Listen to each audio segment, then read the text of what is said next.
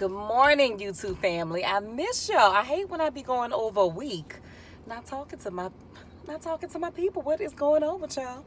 Now, what is going on with Jason Mitchell? What is going on with Jason Mitchell? He's from the hometown, New Orleans. Yeah, we gotta talk about this brother. You know, yeah, we really do.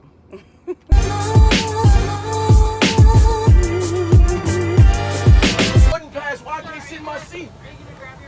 Man, fuck you. Why get off the phone? Tell me why I can't sit in my seat, man. Tell me why I can't sit in my seat, and then we can talk. Why y'all making it seem like I'm a problem? What's happening? Because you're causing hate and discontent, dude. My nigga, I want to sit in my seat. What are you talking about? How much you paid?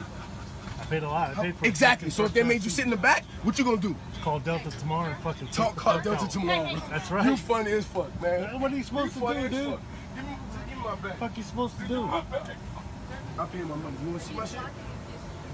You know, airlines, Salt Lake City, ride. Exactly. I pay my money. Sit the fuck down. I pay my money. You see my shit? See, D? What's it say? What's it say? Stay out my shit, my nigga.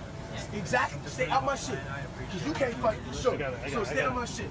You don't know how I feel. You don't know what I'm going through. You don't know what I'm going through right now. Ladies and gentlemen, Cat Operations Manager here. I'm going to ask your cooperation.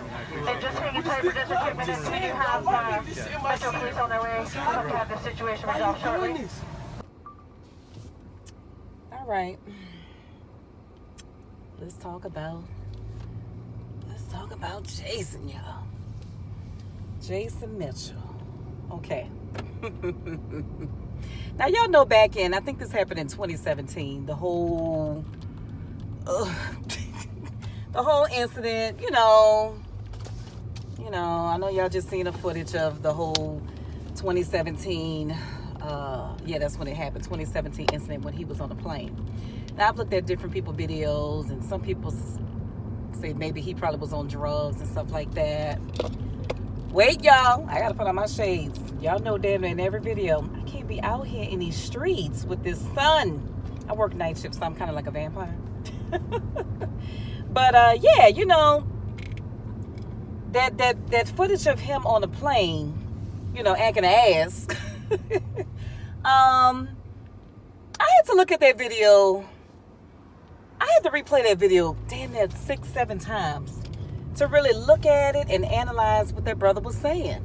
Now, like I said before, people say, oh, he probably on drugs and he probably need anger management issues. Now, could he have de-escalated that issue with how he was acting on that plane? Yes, he could have. He could have calmed down just a little. But what I seen when I looked at that video, I didn't see a person with an attitude problem. I seen somebody who paid for their goddamn ticket and, you know, who was kind of being treated, you know, indifferent. You know, he's kind of letting everybody know, like, hey, you know, I mean, I heard that he was late.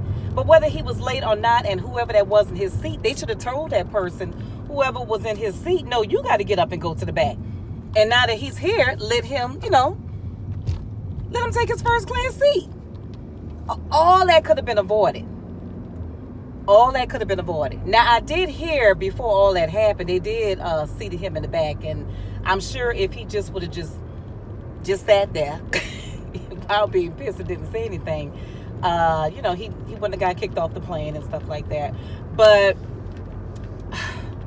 I just feel so bad because, you know, now we hear that he got kicked off the Chi for sexual misconduct towards one of his co-stars. I forgot her name. Pretty girl, too. And I think he had some misconduct towards some other ladies as well in different other situations that kind of caught up with him. And they claimed that Lena Waithe knew, but I guess since she was cool with him, she kind of put his issue on somebody else who had to deal with it because she didn't want to deal with it. Because the Breakfast Club, they interviewed her, and she kind of went around exactly what happened. She really was, I mean, she really was skipping around, you know, the main topic. I mean, yeah, that's all I'm gonna say. I was like, what the hell is she talking about? And a lot of people were saying the same thing. What are you talking about? Talk about the main topic. You know, quit talking about this black power, man, with women and this and that, and you want another black woman to be in lead. Let's talk about Jason and what the hell that he did, and probably what led up to him doing what he did. Because let me tell you something. For you to get dropped from your management team, fired from The Chi, and all these upcoming productions that were coming his way, something serious was going on. Something serious was going on. And the crazy thing is, everybody talking about it, but not Jason. And I'm kind of wondering, like, why is he so damn quiet? When is he going to do a sit-down interview with someone and kind of let us know, you know, what the deal is? Can I get over? Like, what? And I think to clear everything up, he really needs to hurry up and do an interview. I don't really know. I would say go on Ellen, but no, you don't want to go on Ellen talking about that, because Ellen clearly probably ain't going to understand what the hell he's talking about. I would say go on The View, but nah, The View ain't a place to talk about that either. I think the best thing what he needs to do is carry his ass back on The Breakfast Club and sit down with Charlamagne and talk about what happened. I don't want to say with DJ Envy, because DJ Envy be asking some dumbass questions sometimes that don't make no damn sense, but he do. Charlamagne asks legitimate questions, and he gets to the bottom of it. He asks the right type of questions. That's all I'm gonna say. So I think that's what he needs to do. He needs to go back on that show and talk about what the hell happened, and kind of clear up his name a little bit. Now, do he have issues with touching women? We really won't know, because we don't know. We just heard that it's misconduct towards women and his co-star on The Chi, and that's what really got him kicked off. So I don't know, y'all. I don't know what to say.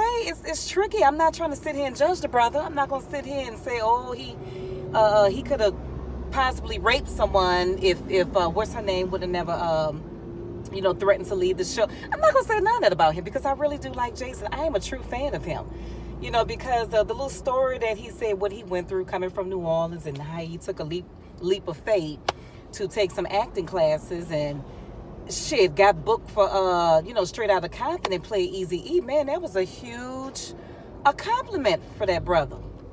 Huge compliment. So I like him.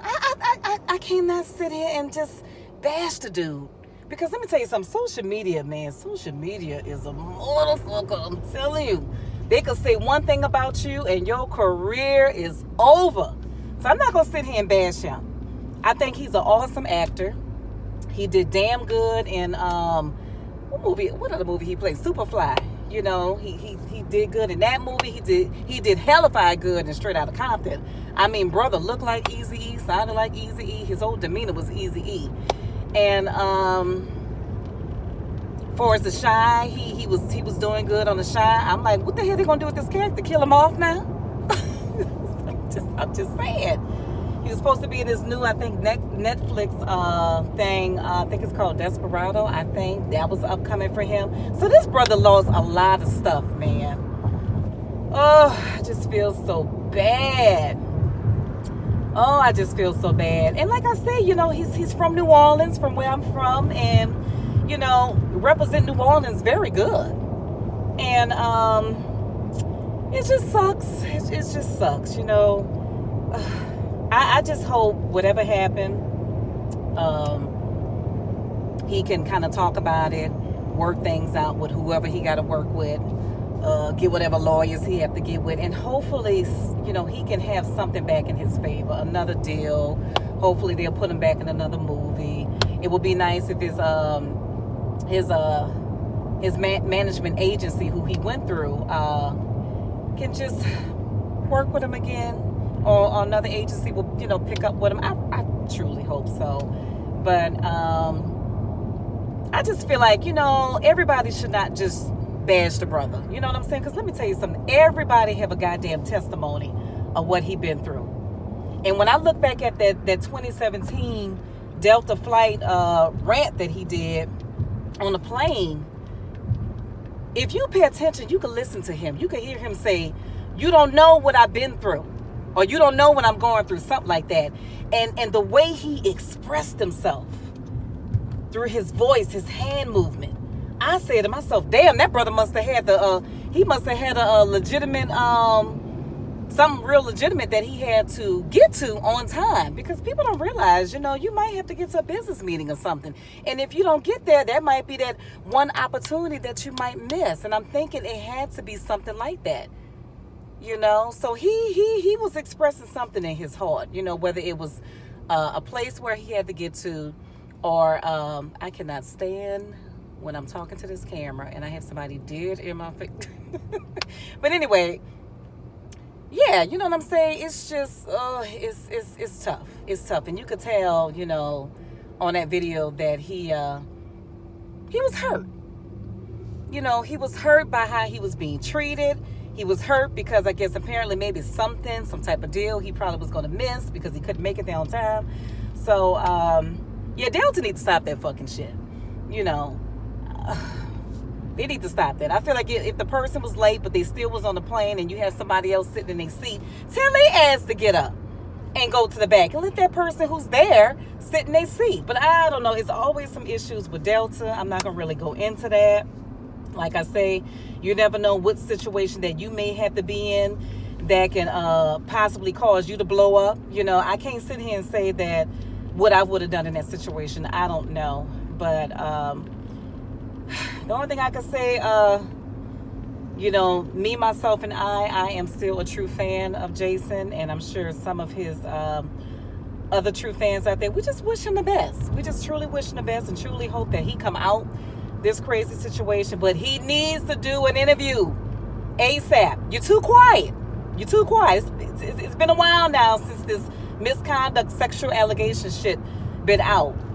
Jason, your little ass, your little short ass, okay, to do an interview. Yeah, I'm calling you short. You need to do an interview ASAP. People want to know from your mouth what the hell happened, what's going on. Okay? All right, y'all. I'm headed to this gym. Peace.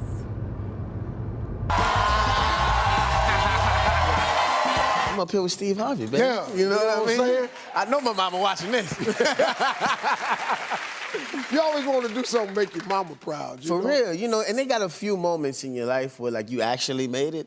Yeah. And the Steve Harvey Show is one of the moments, you know what I'm saying? So, I'm happy to be here. Man. Yeah. It's a pleasure meeting you, man. Same here.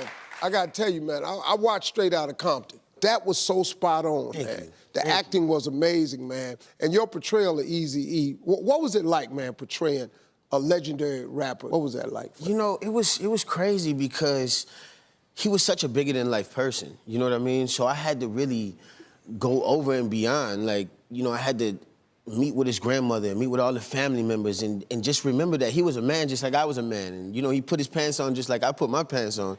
And I figured if I start in his household, I could make the world happy. You came into acting, man, at a very interesting time in your life. Tell us about that.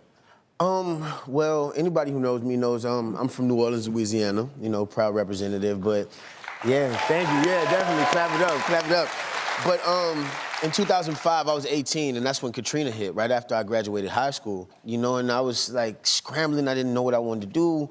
I just kind of had odd jobs and just, sort of just cooking and shucking oysters and that sort of thing, and I was like, you know what, I just need some new friends. Let me just start there. So I went to this acting class, this random acting class that I just heard about on the radio, and I just really fell in love with it. It was something that I was actually good at. You know what I mean? And I'm like, wow, all these little small nothings that I've been through in my life are starting to add up to something. You know what I mean? And before you know it, I was doing Straight Outta Compton. Yeah.